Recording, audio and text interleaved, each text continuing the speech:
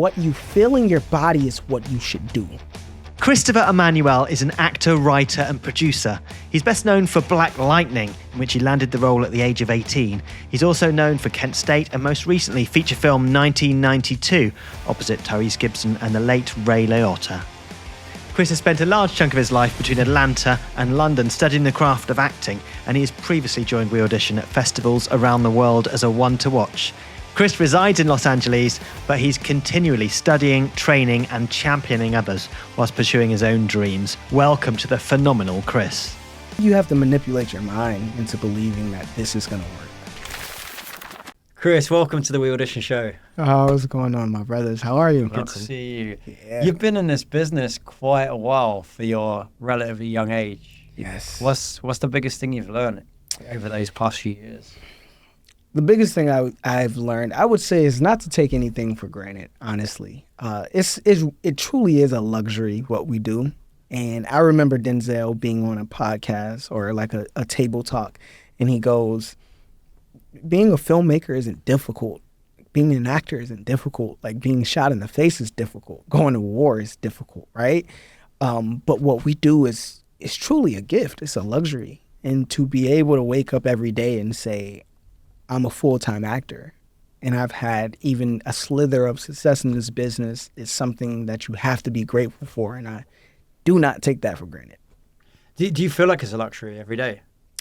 I do. I do feel like it's a luxury because I no longer attach being able to act to being on a set or being on a stage.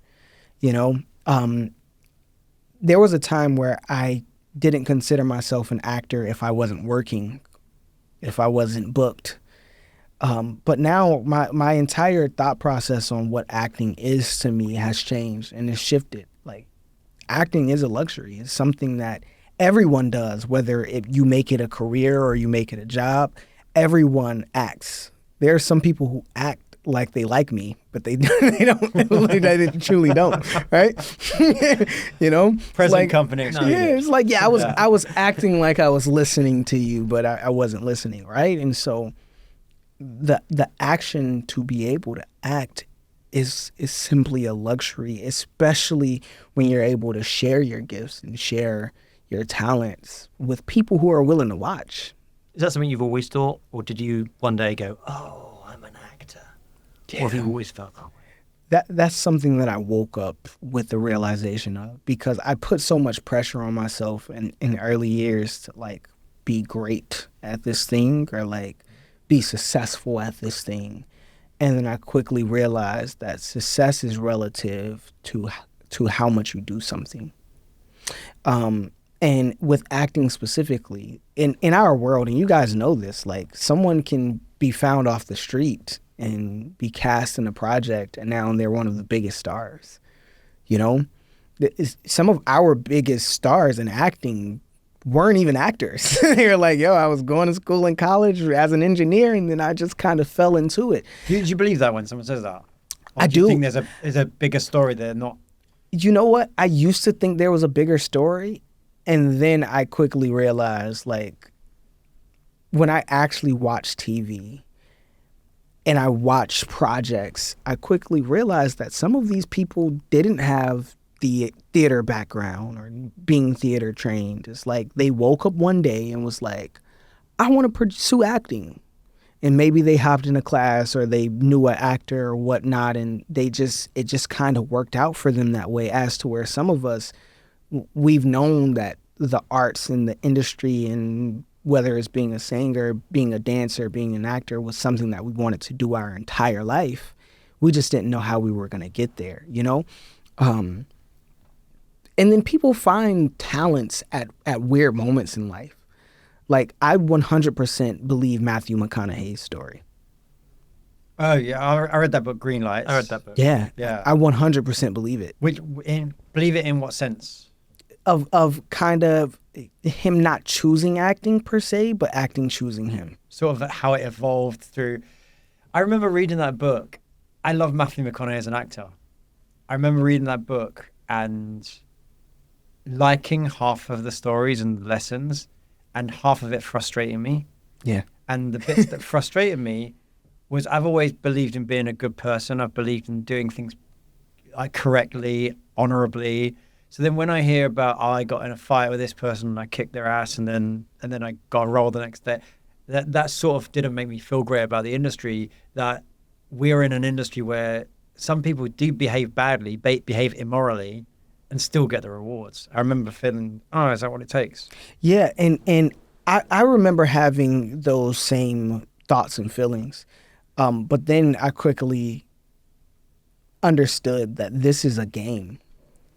He does that well, actually. He talks about sacrifice, doesn't he? When he was being offered all the rom-coms, and then he goes, "No, I'm going to do a award-winning project. I'm going to hold out." Dallas Buyers Club came along. Yeah. And shout out to Rachel Winter, who is a great human. Dallas Buyers Club is hers, and I genuinely feel like when I listen to people like 50 Cent, he's a person like that, who believes in like manipulating the game to make it work for you. Like he will start in a public argument with the network stars because he knows that it's going to drive the numbers up on his show that he has with stars. And so he'll say, yo, I'm going to leak an episode of Power, and forget stars. And I'm going to pull all my project from stars and I'm going to take it to Fox. And by saying that, the people who love drama is going to go watch it. And so it's kind of like this 48 laws of power type dynamic that people know by doing certain things, regardless, it shines lights and brings eyes to whatever they're doing. And so it's kind of where the saying, all press is good press, comes from. And you've been quite influential in a lot of younger up-and-coming actors' careers that might have been your peers or people that you've taught. You used to run a drama class. You ran a big Clubhouse advice line during the pandemic. Yeah. How does someone at that level manipulate the game? When you're just starting out and you go, I'm barely getting auditions. How can I manipulate that game? I think you have to manipulate your mind into believing that this is going to work. Because unfortunately, and we just have to be real because we audition and it's always real, right? Majority of actors who have the thought that I want to act aren't going to be successful. That's just what it is. You can book one role every year, co-star, $1,500. That's not going to pay your bills for the year. Definitely not in LA. Not LA, not anywhere. That's 2 lattes and a breakfast burrito. Exactly, and you're actually in the negative. Your account is in the negative after that. I wish I was joking, but I'm not. It's ridiculous, right? And so there's this thing of like, part of the game is you.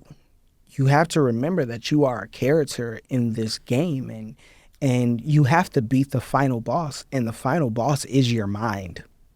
Honestly, you have to tell yourself that this is something that is going to work, that this is something that I can do. But also there's the other side to that. You have to quickly realize when it's like, oh, I'm not going to get this. There's been roles that I'm like, I'm not going to get this. I don't fit for this. Like, this is not going to happen. They're never going to cast me in this.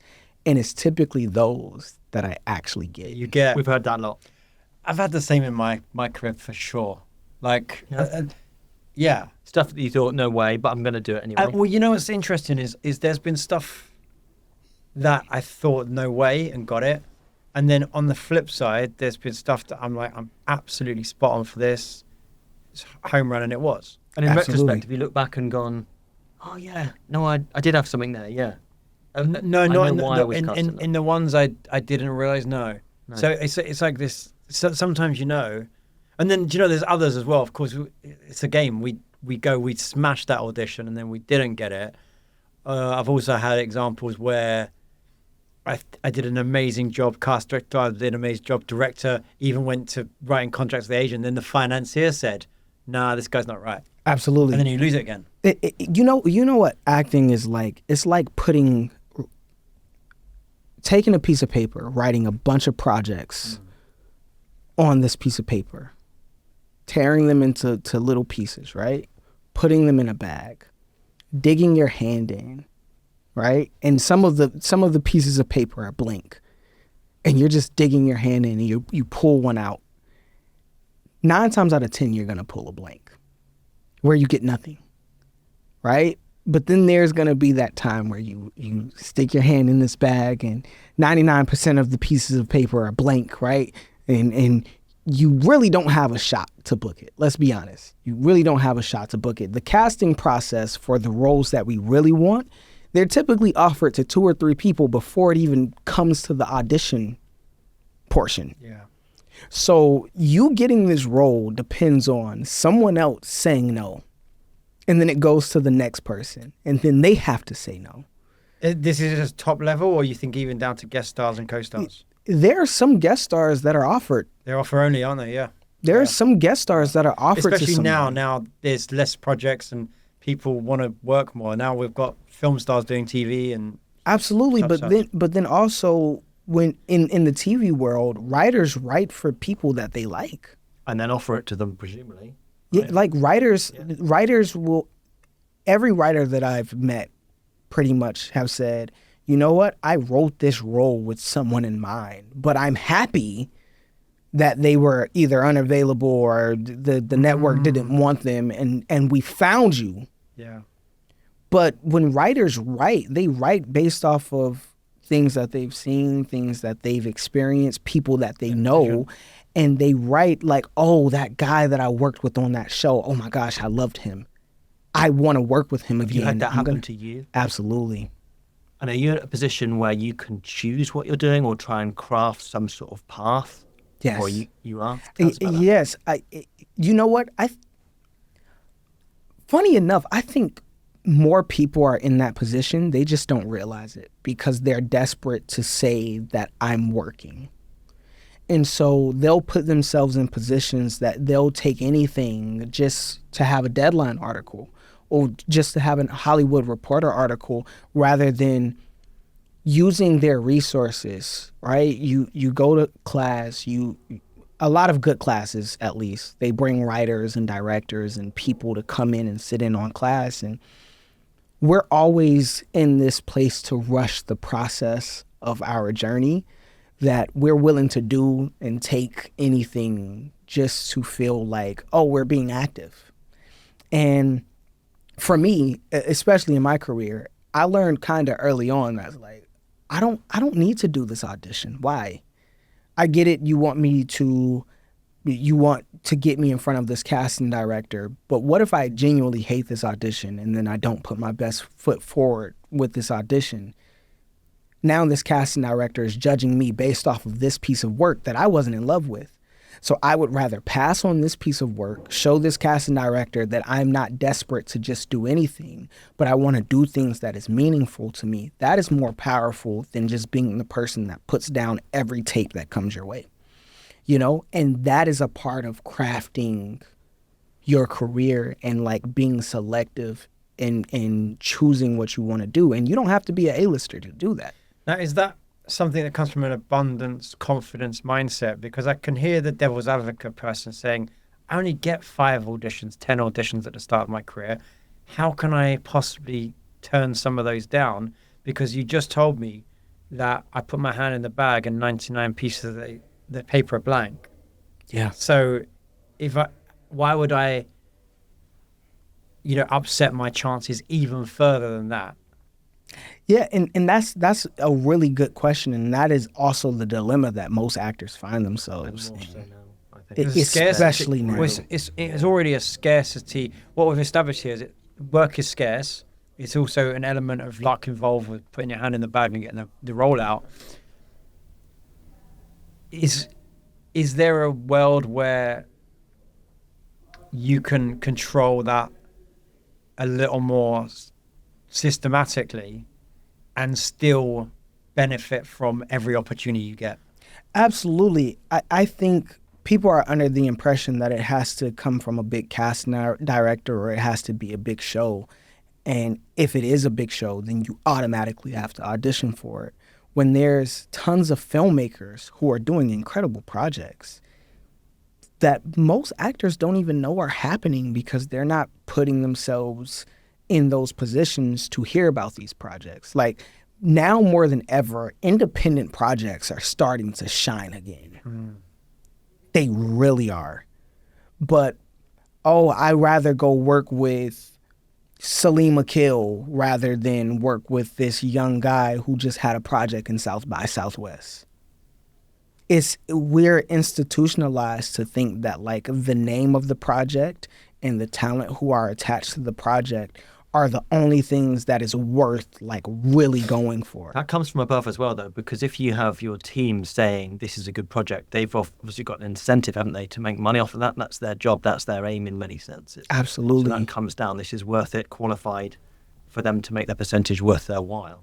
You know what? And it was funny because there was a moment where me and my team met and I said, I only want to do independent projects for the next couple months.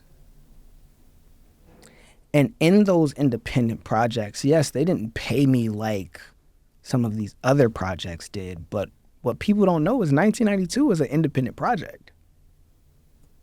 But it had Tyrese Gibson, Scott Eastwood, Ray Liotta, Clay Bennett. Like it had actual legends. But that was an indie. Well, let's explain indie because I know people talk about indie and studio, and I think a lot of people actually don't know the difference. So what I think a lot of people think of indie as a budget thing, but it actually means independent of a studio finance. Independent of a studio finance. And the distribution as well. yes, and the beautiful thing of being independent from a studio finance is it's less people that needs to say yes to you. It's more creative control for the people at the top. Absolutely. Typically on those type of films, the independent finance, yes, you every now and then you have the financiers that have the final say, but typically they're trusting the director, especially if it's a really good director, and the producers to make decisions based off of, okay, this person is going to be good to sell this project. And if you're just starting out your career, you don't have to worry about selling a project. Yeah. It's only the people who have already worked enough where they've made a name at the studios, but also in the box office, and they were series regular, #1 on the call sheet on this television show, and their money draws. They are the ones who have to worry about their names selling a project. But if you're just starting out, your job is to do things that not only fulfill you, but that also put you in the best light.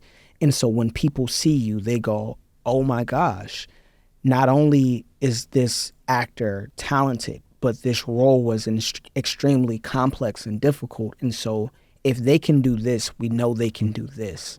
And you start structuring out your career where it's not about, me personally, I would rather do one project a year that is completely different from the role that I played before than to go play 8 gangsters on network television shows. Well, you played a lot in the superhero genre, didn't you? Yeah, I did. Does that get boring? It does get boring because Does it stretch you creatively or not? No, it stretches you creatively, absolutely. But then there's a point where it does get boring because me as an artist, I don't want to be a superhero every day. Did you as a kid? Absolutely. As a human being, he does. Absolutely. As a human, I'm like, yeah, super strong, right? But me as an artist, and first of all, I love the show that I was on. Black Lightning did wonders for me. It was one of the most incredible experiences, but also our writers were extremely complex with my dialogue specifically, that it always felt like I was on a journey to like be better. Like the dialogue for my character just got more and more complex as the episodes went on. He did a lot of technical jargon with computers and machines and things that I didn't understand that I had to go do actual research to understand, right?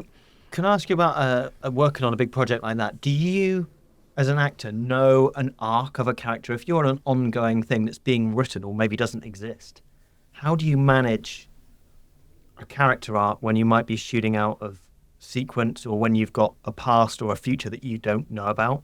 Mm-hmm. Do you just make it up, or how do you do it? So typically we don't know the arc, which is crazy because especially on television shows, sometimes episode 16 isn't written yet, or episode Do they 12. know? Is there a Bible where you know or someone knows?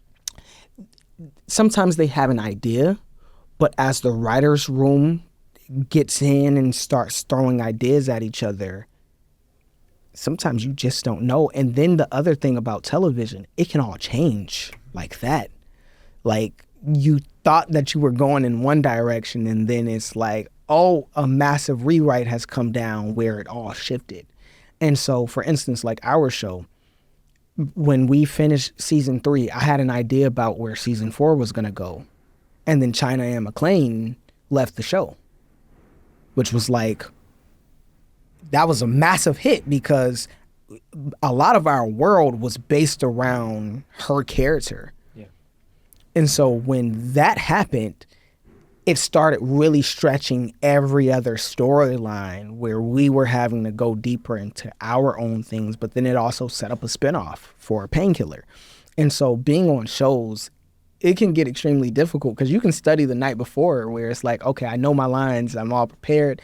And then by the time you get to work, it's been an entire rewrite on every single last page. All of the dialogue is different, and you have to learn it 15, 20 minutes and be prepared to shoot. And so you have to be a very intuitive but also intentional actor to be on a really good show, because you have to always know what you were feeling the scene before, even if you haven't shot it yet. Right. I had a really good director once. I was doing a series regular, and he came in, and no one else did this. He said, "Where have you been before? Where are you going next?" You know, because it's shooting out of sequence, and that's so useful as an actor. If you're on set and you're shooting out of sequence, it's so useful just to have someone else say that to you, because you don't Absolutely. think at the moment there's so much going on, there's so much everywhere, and just to know that, I think it really helps. I remember seeing an interview of Bryan Cranston from Breaking Bad, and that's probably one of those shows where the arc is so good It really is. throughout the series. And he was like, we didn't even know if we were getting an extra episode next week, let alone knowing what our character was doing. Exactly. Because that show was a sleeper hit. Remember, it was on for a couple of seasons and people weren't really watching it, and then I think it debuted on Netflix and it blew up. So there's no way that the Walter White at the start of the show knew what the Walter White at the end of the show was going to be. Exactly.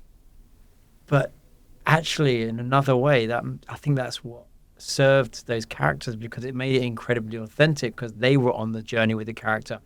You think about life, you look at where you are now in life. Yeah.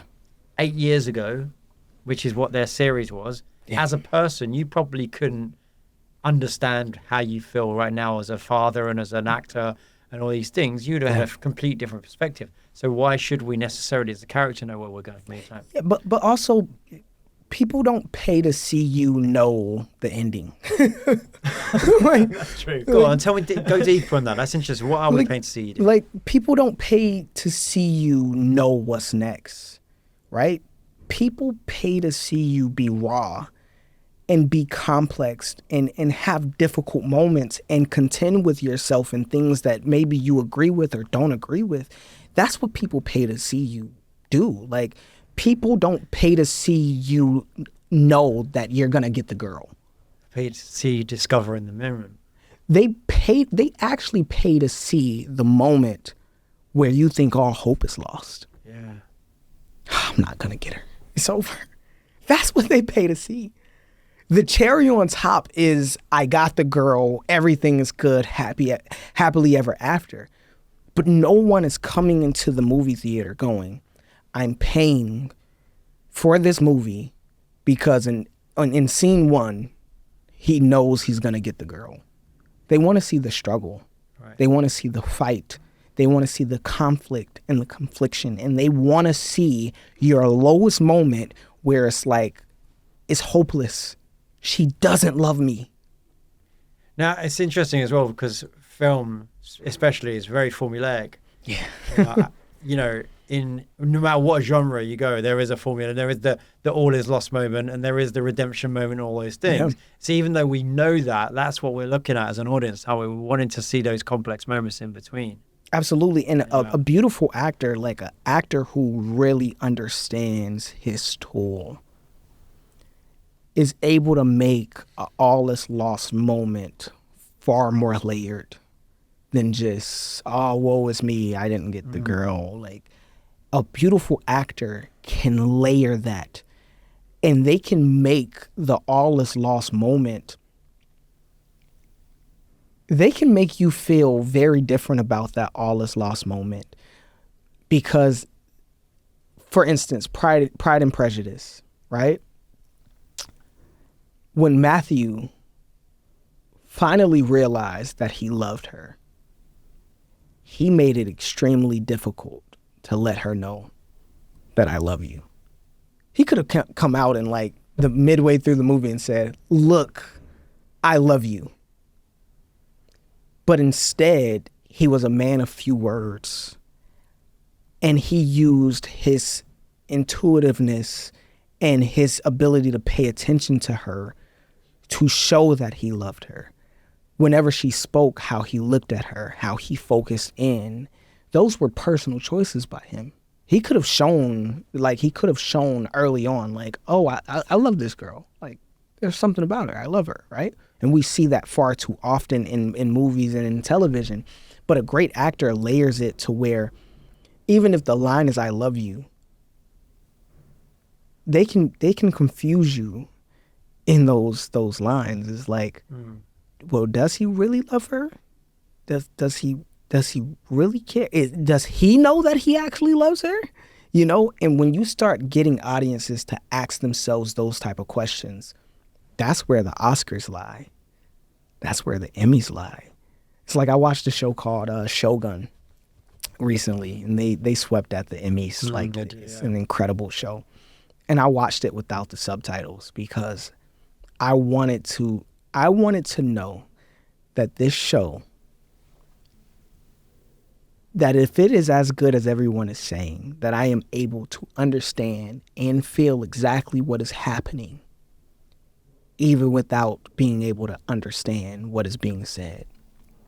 In the moment where he asked her to lay down her life, like to kill herself,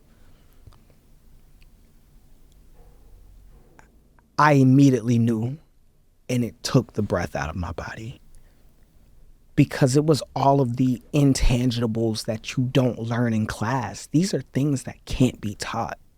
These are things that you learn and through life experience. Like, I remember when someone in my life made me feel like this, and this was my reaction to it.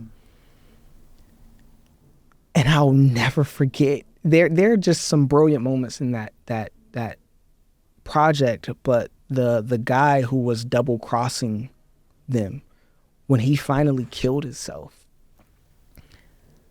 I'll never forget that moment, because in what he was saying, and now I know he was talking, it was about loyalty, like him, you know, this is something that I'm willing to do through loyalty.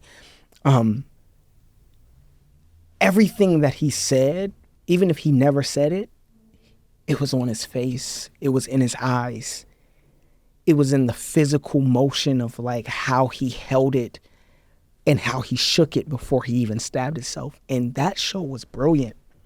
But those are the type of moments that I talk about when I say, like, in acting, we're taught, oh, you know, you come in, you make a bold choice. What is a bold choice?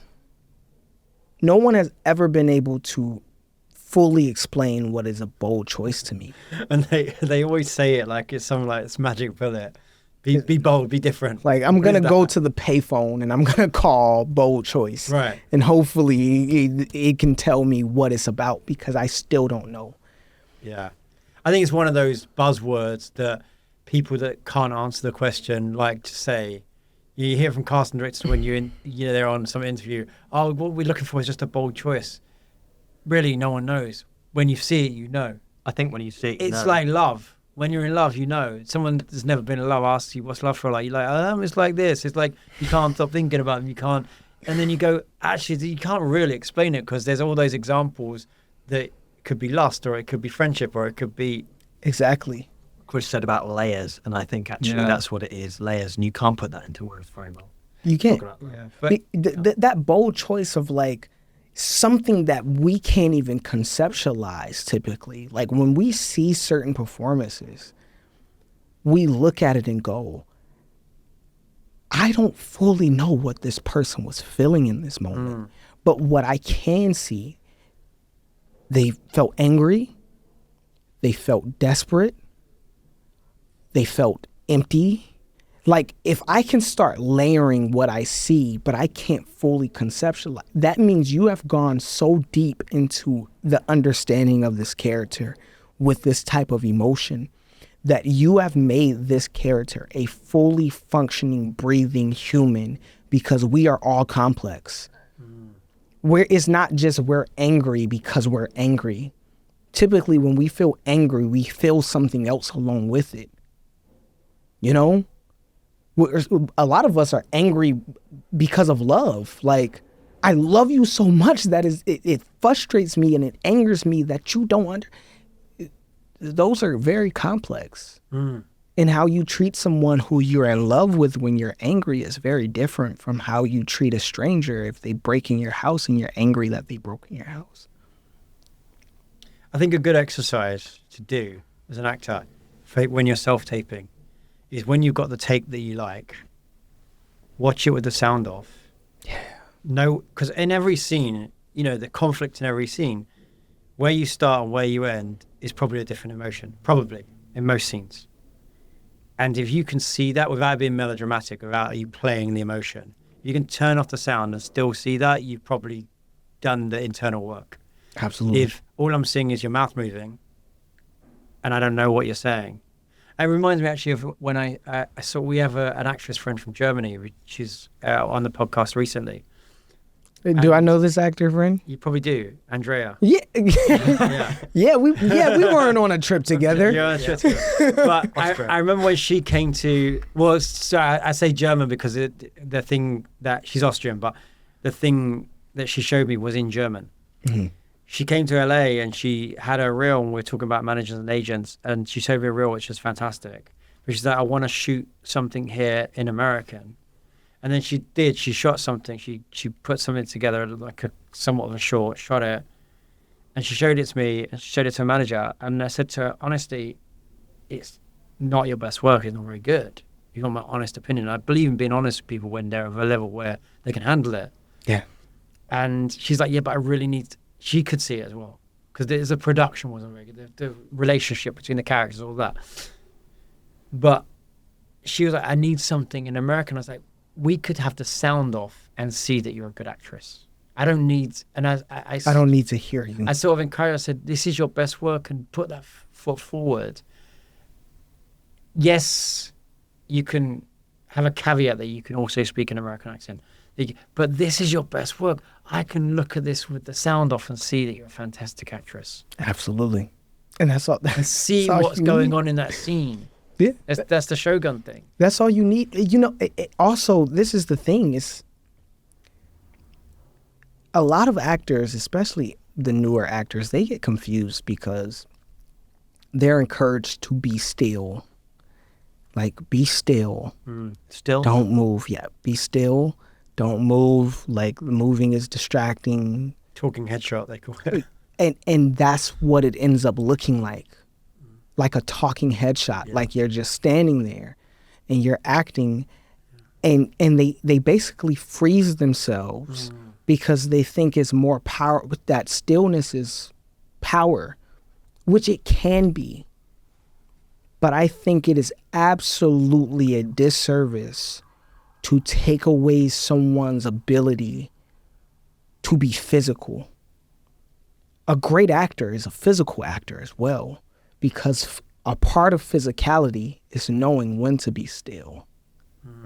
So if you tell them, just be still. Like in most of your auditions, stillness. Just remember stillness. When you're talking stillness, you're discounting all of the A-listers and the greats who have Oscars and Emmys, who some of their most powerful performances were some of their broadest performances.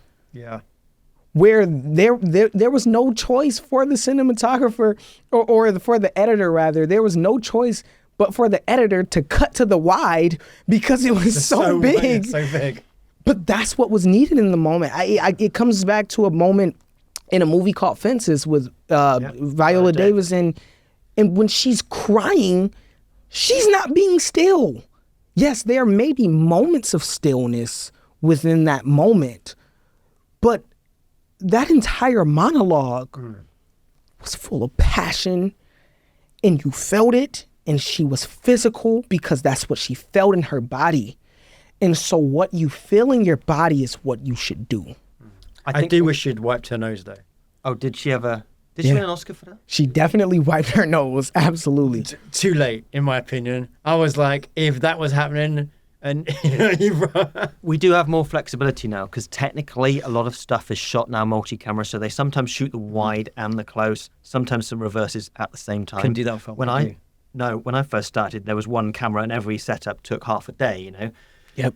So you knew if you were on a wide, you knew if you were on something close, and you had to be still. If it was like this, you sure as hell had to be still because they only had one roll of daylight stock left, and that was the one shot you were going to get, and you had to be still. But now there's 12 cameras on a movie, and you can have a bit more flexibility. And I think for younger actors and people starting out, that's actually quite a good thing. But and also though, that's about knowing your frame, because there's scenes where if you know they're coming in closer and they are using one camera, you're doing the same scene, just aware of your movement.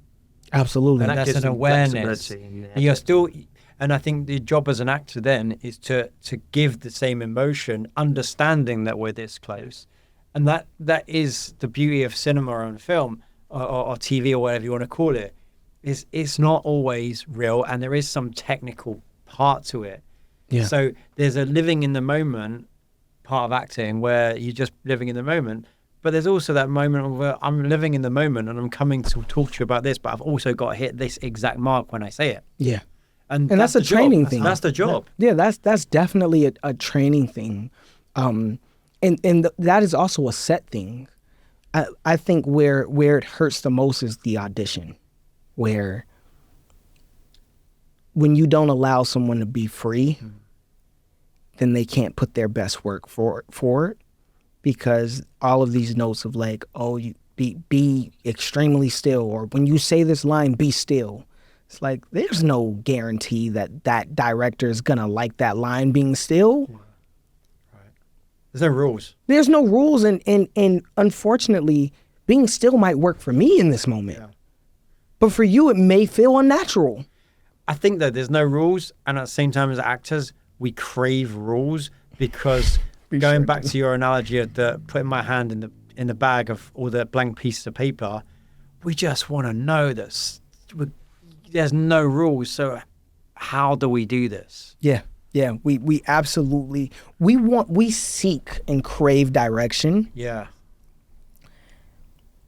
But only when it fits into, when we feel like something is incredible. Like, oh, this is, I don't have to do another take. That was incredible. It's like we still crave direction. But if it doesn't align with what we felt like our instincts were or should have been, then it doesn't matter. Because every role is not going to be fit for you. Are you capable of playing every role? Probably. Does that mean that you should play every role? Absolutely not. You know? And so my whole thing is, if I don't get a role based off of the instincts that feel the most natural to me, then it probably wasn't for me. And until you have trained yourself like a Daniel Day-Lewis, who takes a year to prep for a role, where it's like you can completely transform yourself into being this completely stoic, depending on the character, because sometimes he's very antsy and he's jittery, and then there's other times that he's absolutely stoic, right? But he transforms himself, and he only takes one project every 4 years, so he has the time to do that. Has time to do it, has the money to do it, has the team to do it, and also he's an anomaly. Exactly. He's the outlier that you constantly hear people quote when they go, no, I can do everything. If Daniel Day-Lewis can do it, or Johnny Depp can do it, it's like, come on, man. Tell me 5 others. We're talking about Daniel Day-Lewis. Yeah. But it's like someone like Leonardo DiCaprio who works more frequently, right? everything he does is based off of a feeling. He's worked so much and he has built his toolbox that obviously his toolbox complements him, but he's able to let it go, and everything he does is based off of a feeling. So when he cut his hand in Django and he wipes the blood on Kerry Washington's face, that was an instinct and a feeling. Yeah. And that was big. You've worked with some massive directors and some very established directors. Yeah. Do you agree with this statement that a good director doesn't really direct you? They direct the scene. They let you do your work as an actor. I used to agree with that statement, and then I quickly realized it would be incredibly irresponsible to conflate every director together, because I know some directors who don't direct the scene at all. They just direct. They rely on the DP to make sure that the scene is flowing the way that it should, and the script supervisor to make sure that the scene is flowing the way that it should. And they direct specifically the actors, right? And then there are directors who are better at the middle, like playing the middle ground. Like I just worked with a director named Pete Chapman on a show. I can't say the show yet because it hasn't been announced that I'm on it. But yeah, I don't want to get in trouble. But Pete is one of the most fantastic directors I've ever worked with. And it's because he knows how to make us just uncomfortable enough while keeping us in our element. So when we do something, not only does it surprise us, right? But it's gonna surprise the audience, people, because it's something that we could have easily done, right? But it's not our natural instinct to do, but he makes it our natural instinct to do it, right? He put us in these situations where we have to be brilliant. I don't know many directors like that. Like, who is able to put you in a position where it's like, you know what, I'm gonna set the scene up this way where it makes you uncomfortable enough that you're gonna do something that's brilliant. Ariel Roman is another director like that, where there are moments where he just sits back and he's like, let it play on. And there are moments where he knows to say the right thing that triggers the hell out of you. And maybe it frustrates you, maybe it makes a light bulb come on in your head, but he knows to say the right thing to get you to whatever emotion he feels that you're lacking. And then versus tell you how to play the emotion. Exactly. And then he handles the rest. But then there are the directors that it feels like every time they come in and tell you the emotion that they need or tell you how to play it, they're always spot on.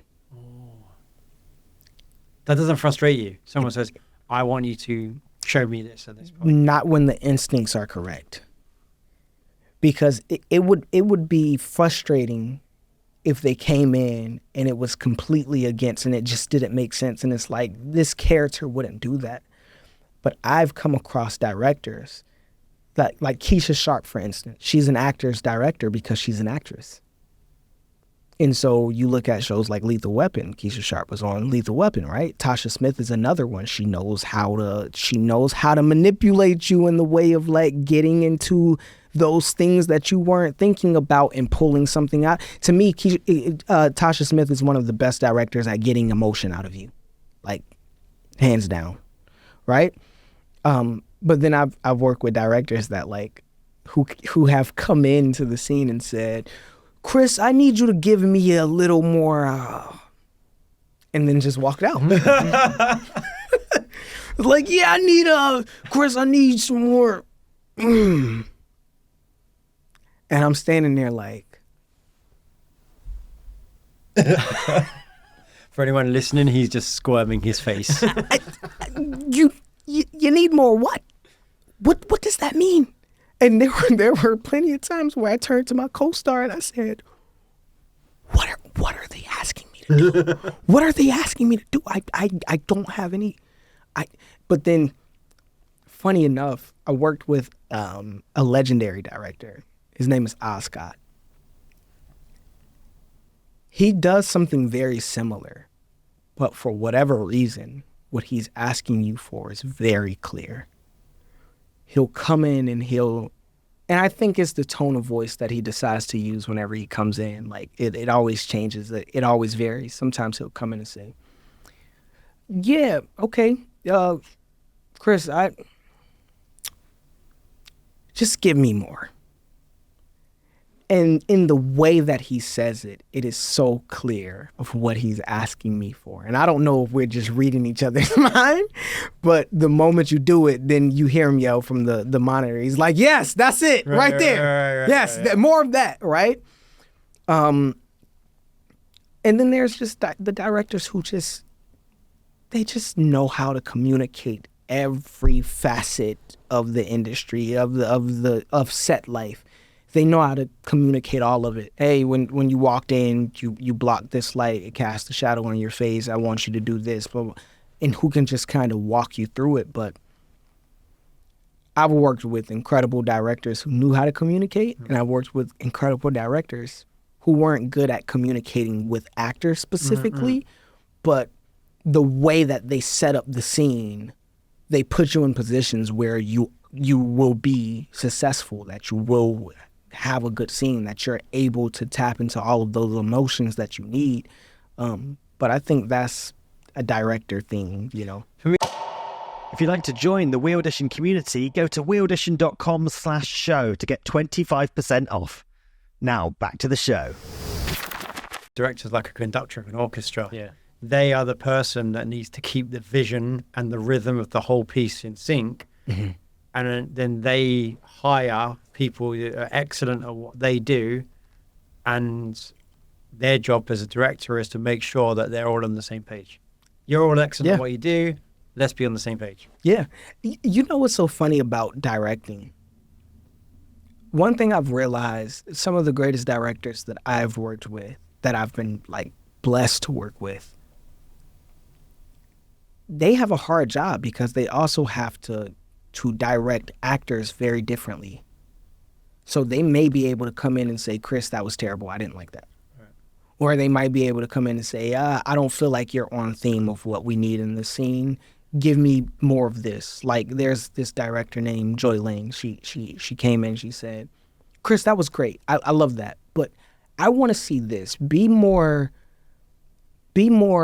confused. And in that confusion, I want you to show a little bit of hurt and pain. But I want you to be more confused, but show like the hurt and disappointment in that confusion. I'm like, that's a good note. I didn't think about that. Okay, yeah, let me try that. Now you're giving me space to be able to play and like have fun with it. And although these emotions are like negative emotions, right? I'm still having fun in it because it's something that I didn't think about maybe trying for this specific moment, right? But then you might have an actor who doesn't like notes, especially like the more accomplished some actors are. I've worked with loads of actors, and some of them, you know, they're not open to notes. It's like, oh, I'm Academy Award winning, or I'm Academy nominated for a reason. I know what I'm doing, right? And do they, in your opinion, when you've seen it? Some do, some don't. Have you learned anything from those people like Ray Liotta or Tyrese, or have they taught you anything that you've taken on? Absolutely.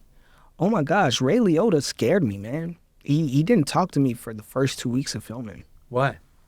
Because our characters were at odds. They kidnapped me. Method. And he wasn't fully method, but he definitely had a form of method that he was tapped into, because he wasn't the character when we went back to the condos, you know, like he was back to being Ray. He would say, you know, goodbye, he's leaving set, whatnot. So, but for the first 2 weeks, I think because my character was supposed to feel genuine fear from him, it's like, I'm going to make this kid not like me. Like, I'm going to make him not like Ray Liotta. Because then if he doesn't like me, when he gets in the scene, it just makes it that much easier to... Yeah. Ray would come in and, like, he would sit on his chair, and rest in peace, Ray. he would sit on his chair with a little light, and he was always like somewhere far off in the dark. And he had like a little light on his paper and his sides. And he would sit far off from everyone. It's like no one's around him. And it was intimidating because like no one wants to take that long journey, like that long, weary walk to say hi to him. It's like it's like asking the girl to dance across the other side of the yeah, it's prom, like right? we're just gonna leave him alone and we'll watch just you let him. walk by. Just going. Exactly. But what I took from Ray is, even in all of his experience and what he's been able to accomplish, he was not afraid to try things, even if it went against what was on the page. He tried any and everything. It was like a old car that just needed to be warmed up, but the moment it warms up, it drives incredibly smooth. It's like he tried things, he failed. He tried this, it didn't work. Maybe he stumbled over a line. Maybe the emotion wasn't fully there for what he wanted. He just tried things. In different takes? Yes. Differently? Okay. And he would say, well, let's go again. And maybe he tried that same thing again. It's like, yeah, it kind of worked. Right? But with every choice that he made, he was 1,000% committed to it. Mm-hmm. Even the choices that he said didn't work, they all worked to me. I was like... They worked in a different context, yeah. I was like, wow. Now it's literally about what story am I trying to tell? Because all of these work. It's experience, isn't it? Oh my gosh. It's like innate experience. Innate experience. And then with Tyrese, I've never seen someone like... He learns the lines like in the scene. And then sometimes like he'll, he's a recording artist, massive star, 3-4 movies. So sometimes he'll do the lines with the earpiece in his ear, which is crazy, right? But I've seen him on the drop of a dime, like switch his emotion and drop in so deep into a character that it just kind of like, I was like, no one gave you any context, and like you just dropped like extremely into like make this feel so believable that even me in the scene with you, I'm forgetting that it's a scene at moments. Because you're not led by what's on the page, like you're led by what feels right. So if you want to get up and walk around the table and put your hand on my shoulders, you will. If I'm walking off from you and you want to grab me by the collar, you will. Like, you don't mind. Like, you don't mind teetering the line and pushing the limits to get exactly what you're looking for. And so, oh my gosh, I felt like after I got off of that set specifically, I was like 1,000 times better. But it was actually Dylan Arnold who did that for me. Dylan Arnold, he's the star of, I think, You Season 3, the love interest of Love. And he was also in Oppenheimer and so many, long resume, just accomplished, very talented, good brother of mine. I seen Dylan shape a character that was kind of fairly straightforward and like just add layers. He made him autistic and he had tics, and there's like a scene where he's eating a bowl of cereal and he's watching cartoons and he's laughing, and he's like 25 years old, but he's like laughing eating his bowl of cereal, and like the milk runs down his mouth and he's like doing this laugh that makes you almost feel uncomfortable. But it was like, how does someone get so deep into a character that they shape this and everything is so intentional surrounding the character and their portrayal of the character that you just get completely lost in it? It's like, oh, I'm watching a movie right now. Oh God, I felt like I was in a room. Dylan he commands that type of thing. It's crazy. He's like one of our next greats, 100%. We talked a lot about what these actors have taught you about acting, or what you've learned by osmosis. has working with people above your level taught you anything about the business? And also, what do other actors need to understand about the business of acting from your point of view? Oh, the business of acting is all political. It's so political, man. In what way? The higher you go, the more politics you have to adhere to. You know? And so yeah, you could be at a studio, you know, I have this three movies that I signed on over at Lionsgate, right? But then there's a movie that you really want over at Universal. And like, no. Like, oh, the producers want you, but no, you're contracted to do this movie over here, so we're not going to work with you until those movies are done. It gets extremely political. And is that a nice position to be in, though? Like, I imagine an actor listening to this being like, I'd love to have 3 movies. I'd love to have the problem of not being able to do the Universal movie. Yeah, it's definitely a great problem. But there are actors who don't care about the business. They just want to act. Even A-listers, that's like, right. I just want to act. I just want to be as creative as possible.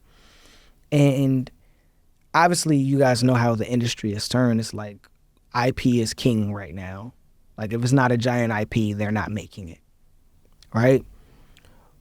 But then with these A-lists, what people don't realize about the pressure of being an A-list actor, when you do a movie and it flops at the box office and you're number 1 on the call sheet, your next pay is determined by how well your last movie was at the box office. Your next job is determined on how well your last movie did at the box office, right? And so number 5 on the call sheet, they don't care. It's like, it's not on me. It's not on me to put, like, the numbers, if this movie was $35 million budget and we only make $2 million, as long as I got paid, I don't care. Because you're number 5 on the call sheet. So it doesn't matter to them. But number 1 and 2, the people top, like the leads, why people are going to show up and put asses in the seats to watch these movies, right? Was I not supposed to cuss? No. I was going to ask. Sorry. No. I got so worried. No, you can. I was like, oh. I was going to ask just to explain to anyone that we all hear numbers on call sheets, but to explain to anyone that doesn't understand, the numbers on a call sheet, who decides who goes at what number and what does that necessarily mean? So the number is typically supposed to be based on what character is actually the lead, typically.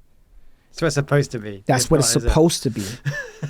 But there are a lot of instances where if this project is full of no-name actors, and then you go get Barry Keoghan in a supporting role, and realistically he's number 6. He's going to be number 1.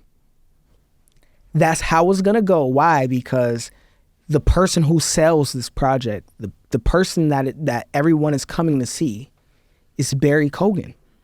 Now, you better hope that you've performed, that when people show up to see Barry, all they can remember is you. That's your job. To make sure that, okay, yeah, you're supposed to be number 1, but you're not number 1 right now. This guy is number 1 because of what he's been able to accomplish, what he's done, what he commands at the box office. You know, his average film makes this. If Brad Pitt is on your movie, I don't care if he's number 13. Right now, he's number 1. So if Brad Pitt comes in for 2 lines in a movie, would he be number 1 on the call sheet? They're going to put him above title. Right. They might not put him number 1. Yeah. But they're going to put him above title. I think what we're talking about is the order that they are on the credits, aren't we? Yeah. So either it's by the first person that was seen on screen, that's one way of saying them, but usually it's the most. Yeah, the biggest name. role. Is that fair? And then the biggest. So it's role. supposed to be the biggest role, right? But in a lot of instances, especially in American films, I can't really speak to other markets, but in American films, let's take a short film, for example, to make it simpler, right? Let's say this short film has 15 scenes, right? 15 minutes. 15-minute short film is 15 scenes. Let's say I'm the lead. I have 12 or 12 scenes out of 15 or 13 scenes out of 15. But then you go get, let's say you go get Gary Oldman and he has 9 scenes out of 15. Gary Oldman is going to be number one. Now, is that because Gary Oldman would have the first credit when it comes up as well? Does it correlate to how the credits are? Absolutely. The team negotiates who's on the project. Oh, no one? Because this is how agents talk. Who? Christopher Emmanuel? So nobody's on it? Okay, yeah. So Gary Oldman, yeah, single card. Executive producer credit. Executive producer credit. His name on And for screen. his manager, Doug Urbanski. Yeah, single card, executive producer credit, and no less than first position. They're First position in the Waterfall Profits. credits. Credits, okay. But also typically when it's no less than first position, when he gets to set and we start filming, guess what? He's number one on the call sheet. Yeah. Like you're not gonna have him on a call sheet with actors who haven't accomplished even remotely what he's accomplished and see his name at number 4. It's just not gonna happen. The reason I wanted to go through that is because it's very easy to show up, see the call sheet, think, that this is an order of somewhat importance, but not understand why it's important. Yeah. Yeah. And it is important, but it's not important. And the reason that I say it's not important is because there are people who were like number 12 on the call sheet, and they were the ones who got nominated for the Oscar or got nominated for the Emmy, right? The most important thing is that you get a call sheet. Let's start there. If you're getting a call sheet, that means you're working. So that's important in itself, right? But I started to ask myself a couple years back. I said, do I want to be number 1 on the call sheet? Or do I want to be number 5 on the call sheet or number 10 on the call sheet next to Jamie Foxx, where all of my scenes are with him?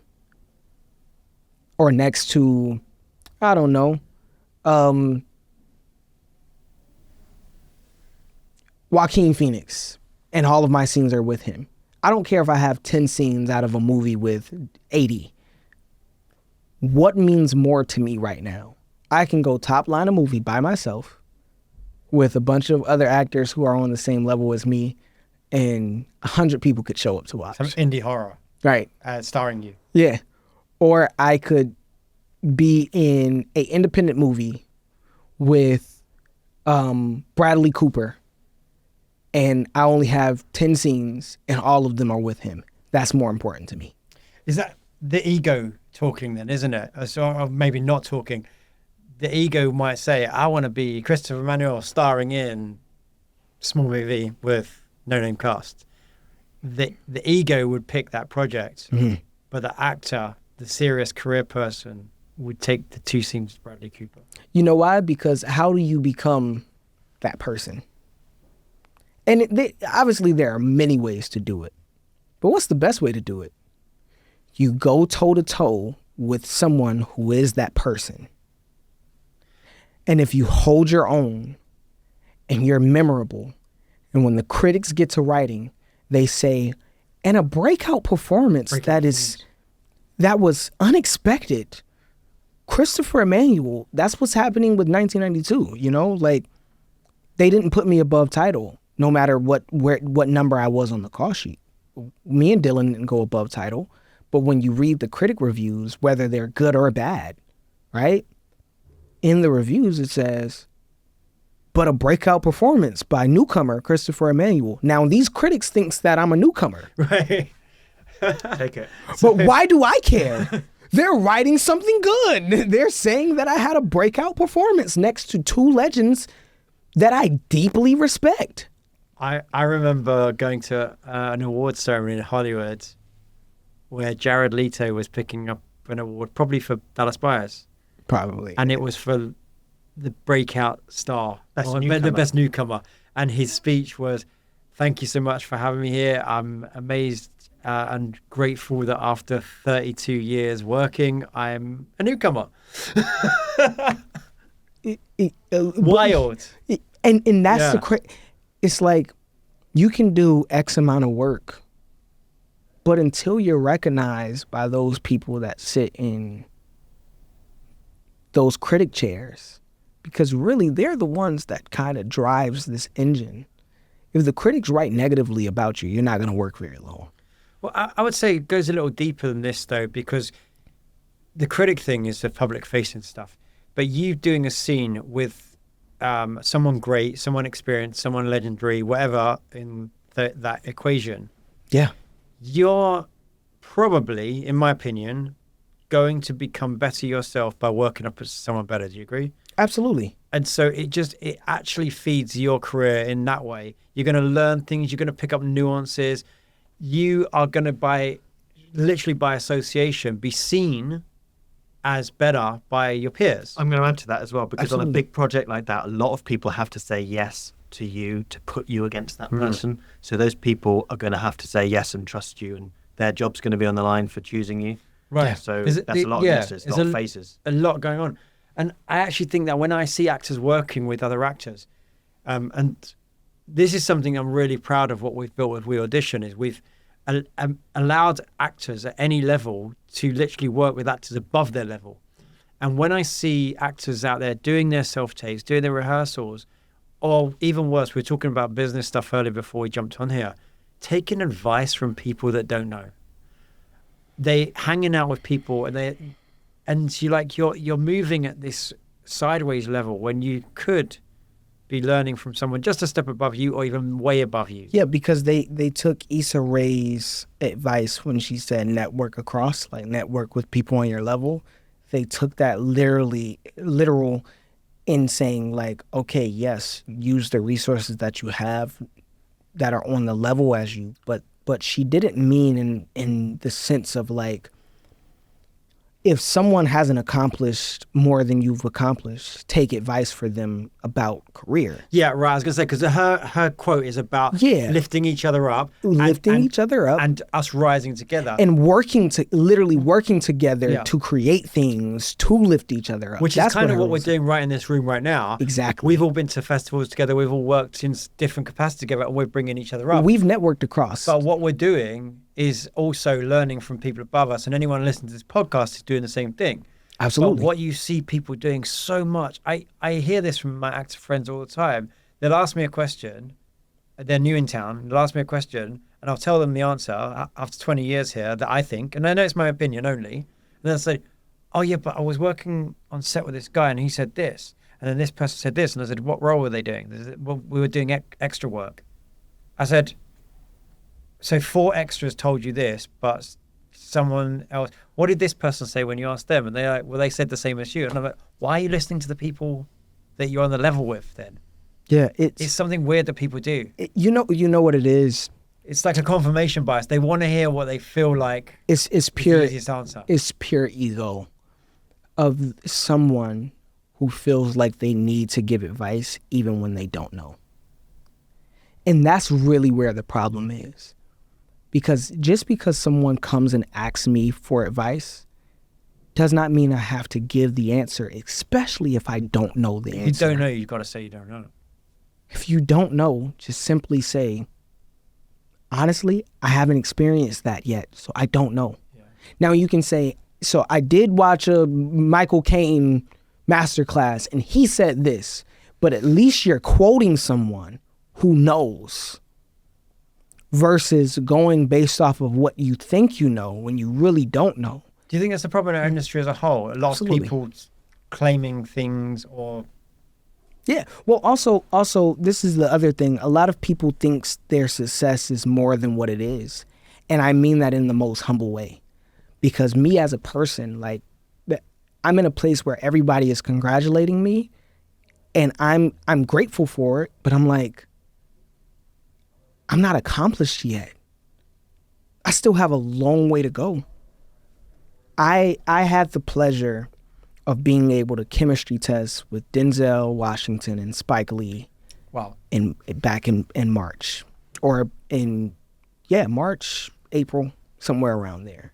For the new movie, Highest to Lowest.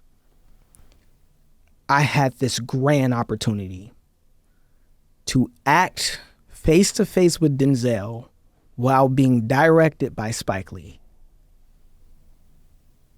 at 24 years old. When Denzel spoke to us, I shut up. Yeah. Because when you walk in a room with Denzel Washington, respectfully, your advice no longer matters. Not because you don't have a voice and that you don't deserve to be heard, but you're literally talking to a foundation setter who built the ground that you walk on in terms of acting. Because when Denzel was coming up, when Sidney Poitier was in a room, Denzel's advice did not matter. It's all right. And you as a person, as a creative, have to be okay with knowing, let's not use the word above them, right? Above you, right?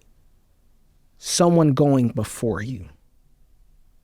Let's just take it as a street, right? We're on a two-way street.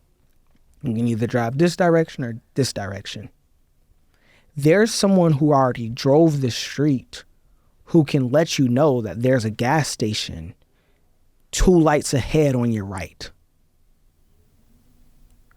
This person knows more than you, but it's not because they're smarter than you. It's because they've already gone first. So it is the ego of someone that says, you know what, there's no such thing as someone being above me or going, like, they don't want to accept that someone has already done this. Everything that you're trying to accomplish, someone has already done it. Listen to that person. I would never trust someone to give me directions. I'm like, hey, where's the bathroom? Oh, I've never been, but if you go down this way and you turn left, it's right there. Well, how do you know? I don't know. I never been. I'm guessing. What do you mean?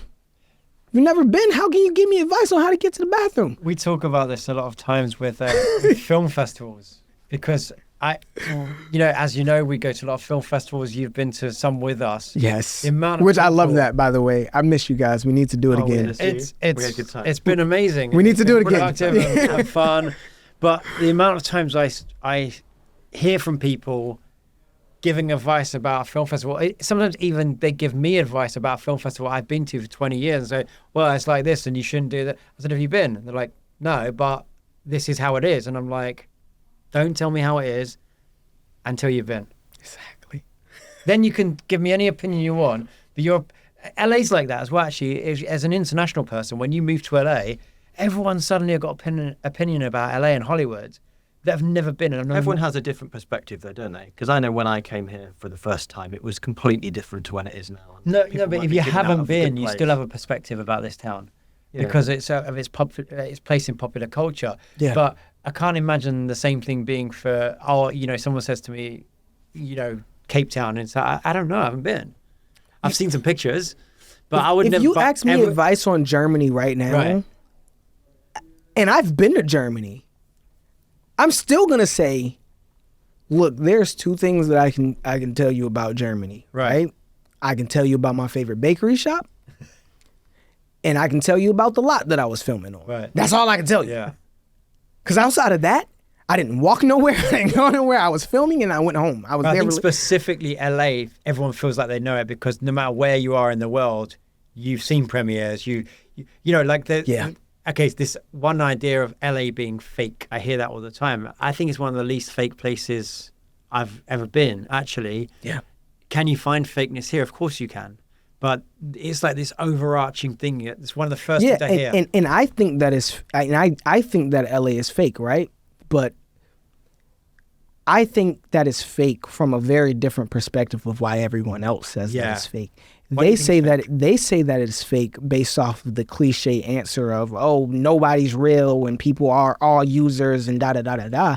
Actually, the majority of people in LA are just trying to get where they're trying to go. They kind of make that very clear that they're willing to do whatever they got to do to make it, and that's just what it is. That doesn't mean it's fake. I say that LA is fake because the majority of people here, they want to live, or present themselves in a way that's not truly them. So my reason of saying that it's fake is why I would say Atlanta is fake. You know, Atlanta, Georgia, where everyone likes to show a lifestyle or try to live above their means, knowing that this is not something that you really should be doing. That's where I say LA is one of those places where it's like, you might be thinking that you're talking to a millionaire, but it's not, you know, like this person, they might say that they're a millionaire, but that person has like $2 in the bank account. There's a guy that I used to go to like a networking breakfast, and he used to call them $30,000 millionaires. Yeah. Like, you know, you literally think the exterior looks like you're living $1 million lifestyle. I'm guilty of that myself. For many years, it's not deliberately, but yeah, but you can. It's the culture. You know, but you're going to fancy things, and you're out doing, and it looks. And you like, want to look nice. Not just the things that you're doing yourself to make that happen, though, but the exterior things upon you. Yeah. If it looks like you're always going out drinking champagne, what someone on the other side doesn't know that champagne was free. Yeah. And that sounded worse. It does, but what I'm saying is... Yeah, but he's telling the truth. The point I'm saying, though, is the exterior, it's not the whole story. It's never the whole story. It's never the whole story. And it's, you know, everybody wants to feel a part of like a private club in LA. Like, oh, come and meet me at Soul House. It's like, is it your membership? Like, do you have a membership? Why do you feel the need to like... You're using the key buzzwords that you know everybody looks for. Like, when does it matter though? Does it make a difference? What, being at Soul House? Or the key buzzwords? I mean, that's a specific example, but more generally, the flash, the show. And it does to someone who's desperate, but to people who are out here for their actual dreams. The people who spend time in class, who are waiting tables and living check to check or whatever it is to actually make it because they believe in acting, like they're so dedicated to acting that they are just going through the motions knowing that it's not going to happen overnight. It does not matter. It does not matter. And LA isn't just full of actors. It's full of people who work in tech, investors. It's really diverse, right? But what I've learned about places like this is like everybody, especially the transplants, because I can't say LA specifically because the natives of LA are some of the realest people that I've ever met. But it's typically transplants, people who are not from here, especially in America specifically. Like international people, you guys typically come in already with your culture, and it's like, I'm me. Like, Darren, I've known you for a long time. You've been the same Darren for a while. You grow, you learn, you get better, but it's like no one can say that Darren is, bro, you're just a genuine person. You compliment people. Oh, look, she's stunning, she's pretty, blah, blah, blah. That's just Darren, right? And you work extremely hard, but you also have success, right? As to where I've come across people that are like, yeah, I'll just put you down on the list at Soho House. I'm like, okay. All right. Because they're trying to give their currency. But exactly. Talking about it's like we can go to a coffee shop. This doesn't require me to drive an hour and 20 minutes from my house in Woodland Hills to Soho Warehouse to have a meeting about. We can meet in Van Nuys at a coffee shop. Which is actually where a lot of business goes down. And have a more convenient conversation. But most people's thing here is like, I want to be in the scene, or I want to be where other people who make it happen is. But what a lot of people don't know, have the people at Soho House, by the time they pay their membership every month, they're living check to check too. Because they're paying for this membership to look like something. And it's like, you don't. Like, I downgraded to one house because I'm like, yo, I'm not going to the houses, this place and that place. I don't even travel enough at this moment in life. So I'm not going to keep paying this fee to have all house when I'm only utilizing one. Well, there's a thing about being genuine, isn't there? And I remember when we met at South by Southwest. Yes. Well, originally we probably had a chat on Clubhouse when you were running your Clubhouse. Yes. Oh, that's when Lots you of said, chats. oh my God, this guy, Christopher, you got to listen to him. And that Right. time was a very special time, But wasn't it? what struck me Yes. about you was being genuine. you were genuinely helping other actors during Clubhouse.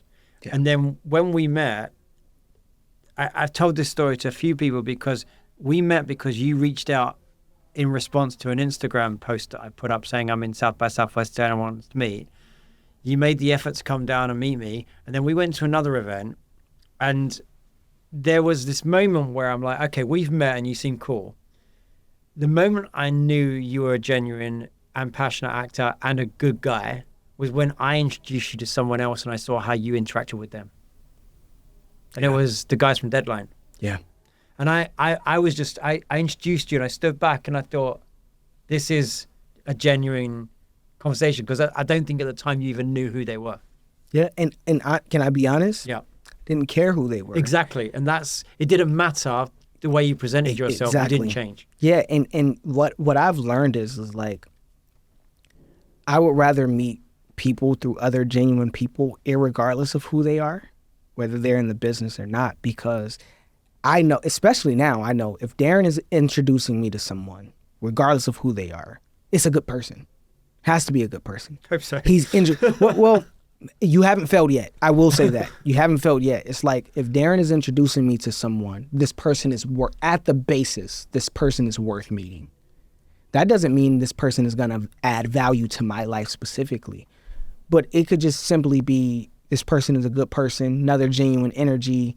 We have a great conversation. We start getting into a deep conversation. It was something that I needed in that moment. Like, for me, everything, some people, especially, I don't want actors to make the mistake of everything has to be tied to an opportunity.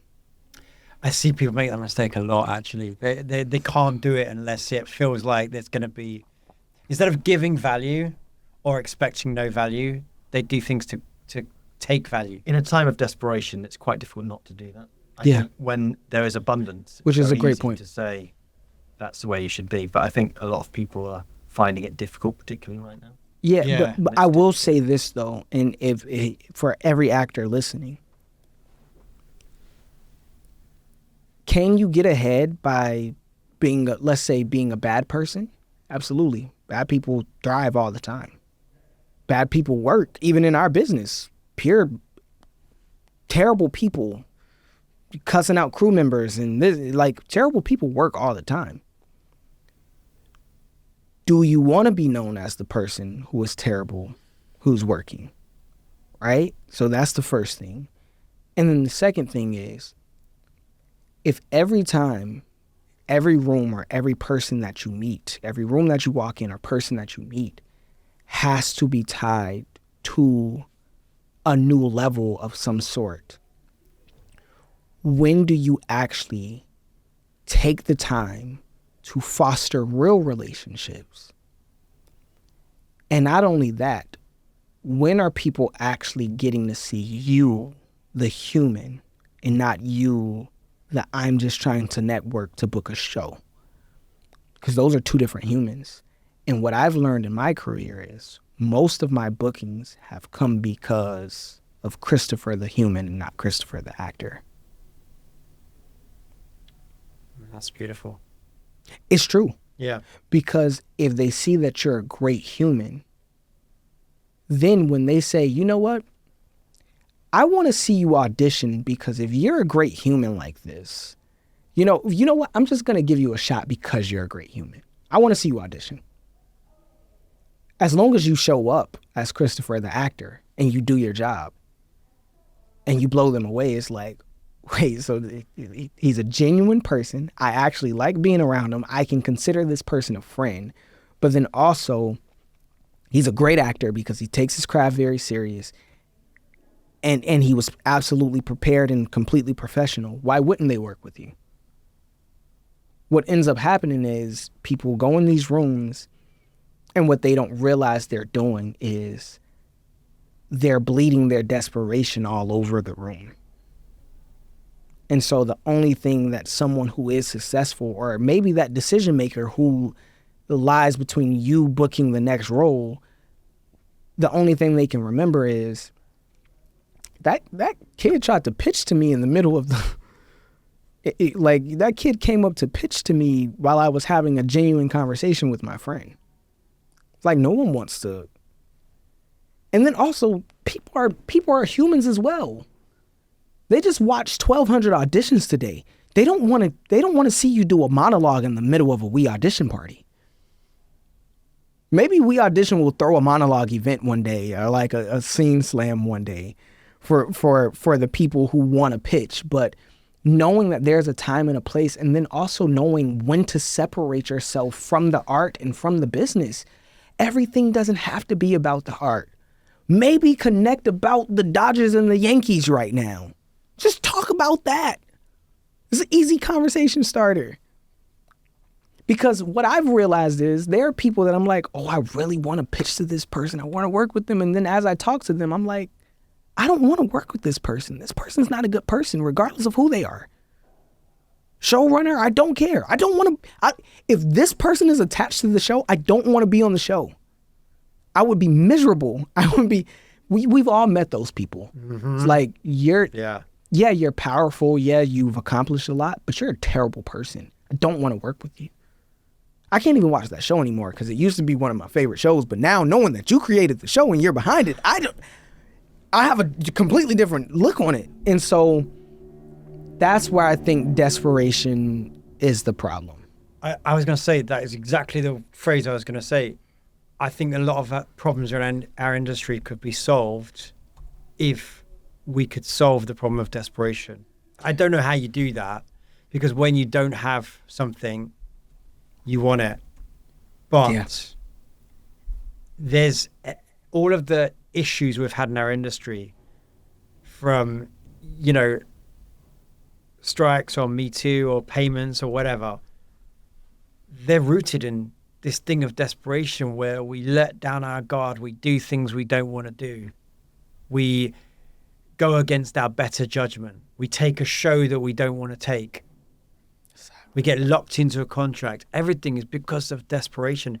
And you can remove that desperation from it. I know that's a lofty thing to say. I don't know how you do that, but if you can.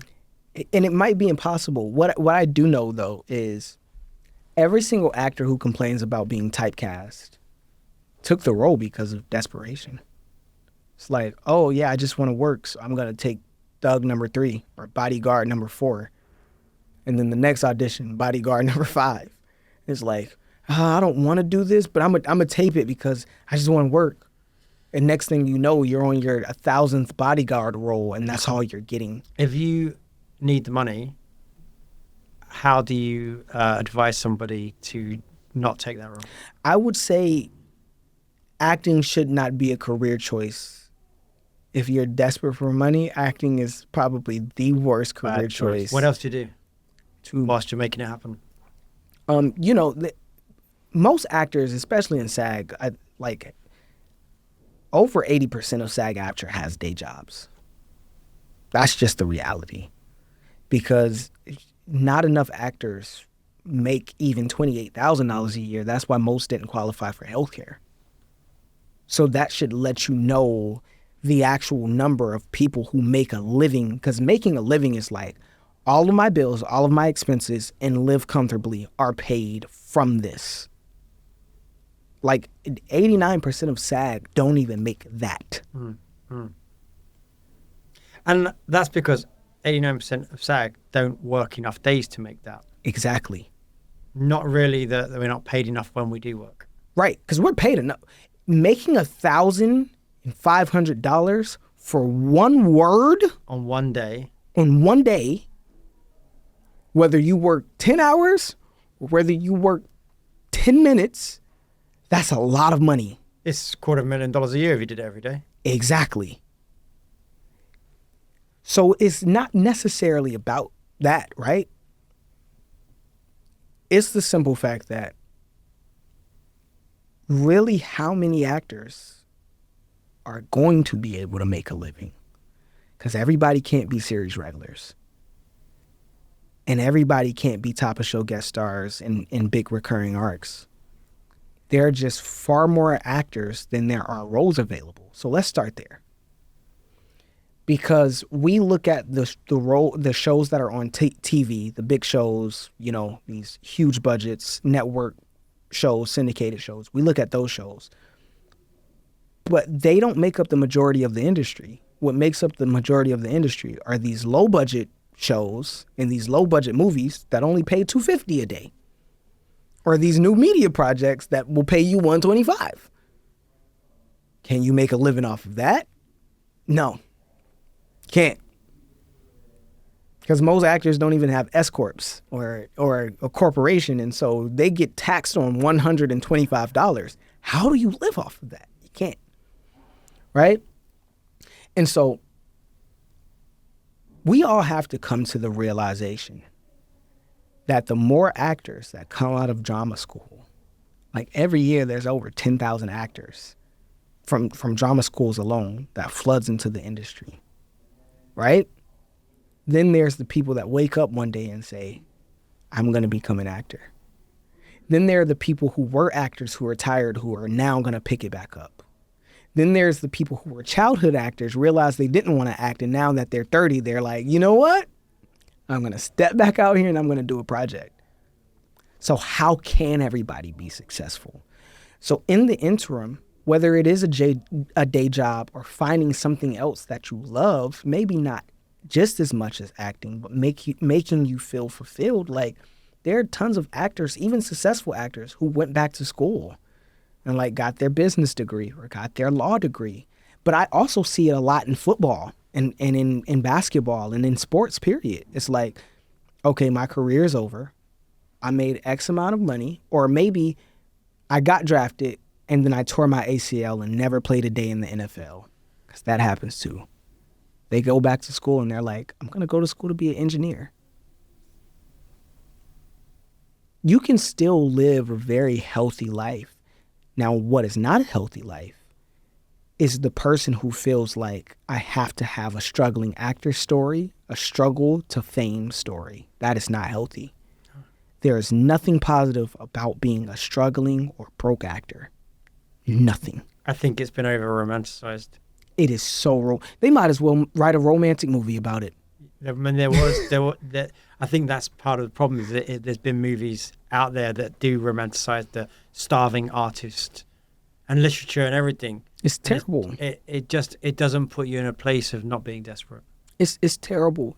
I would much rather people do this. Go get a decent paying job, or a good paying job, or a high paying job. Go into tech, go into cybersecurity, whatever you have to do. Make a living where you can live comfortably without stress. And then go do local theater. Or go, every now and then when you book a show, if something happens and you book a series regular, great, good for you. You book a big movie, but you can feel just as fulfilled doing local theater, putting on shows yourself, as you can. I know series regulars who are miserable. I literally know people. I can name about 10 people right now who make a load of money, but they're on a show that they absolutely despise. But they're contracted, so they owe them 2 more years or 3 more years, but they absolutely hate the show. And it's like, I don't want to do this anymore. But now, because I became a series regular, I went and bought a house that I really can't afford without the series regular. So I have to keep doing this, because now my lifestyle matches the amount of money that I make. So if I quit this show, everything that I've built over here crumbles. I don't want to live like that, because I was depressed when I was, I've been that depressed person on a project that I did not love. It's like, why did I take this project? I hate this project. I don't want to go to work today. While somebody's like, you're on set, man, that's a blessing. No, it's only a blessing when it is meant for you to be there, when it is within your purpose to be there. And it's all relative as well. It's all relative. It's all relative. Yeah. Chris, thank you so much. This has been insightful. Oh, man. I love you guys. I could talk to you guys all day. I man. know. Seriously. That's really appreciate it. Oh, Great to have you on the show. Oh, my brother. Oh. It's so good to see you. Oh, man. I'm happy to be Have you got a closing thought? Have you got something that you might want to say to our listeners as a closing? Yeah. I always have something to say, don't I? That's terrible. Do you remember at TIFF where you guys had me on the panel at the event? Yeah. I would say that was a very special moment for me because what was said has never been truer, especially now. And it was kind of like almost looking into the future of where the industry was going. But at that time, I had no idea that the industry was going that way.